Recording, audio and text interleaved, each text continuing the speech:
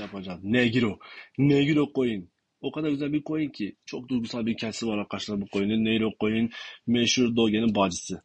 Doge'nin sahibi Atsuko Sato hayvancağız vefat ederek gidip yeni bir Shiba Inu aldı. Ondan sonra bu köpekten doğan hayvanlardan Negro oldu. Şimdi bu proje gidiyoruz community oldu. Yani resmen bir halkın ortak malı. Yani adeta bir DAO.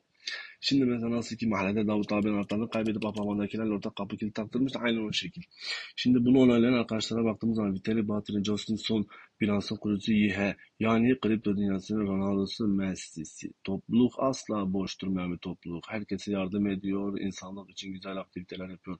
Bu bir pump coin'i değil, adeta bir hayırsever coin'i. Şimdi teknik analizlere baktığımız zaman bunun çok ciddi anlamda sıkıştığını görüyoruz arkadaşlar. Burada çok ciddi bir formasyon var. Bunun adı Blueprint. Yani Patizi formasyonu. Bu formasyonun patlaması halinde Negro'nun en az 47 sıfır atacağına canı gönülden inanıyorum. Bunu da buraya yazdım. Hepinize selamlar. Abone olmayı unutmayın.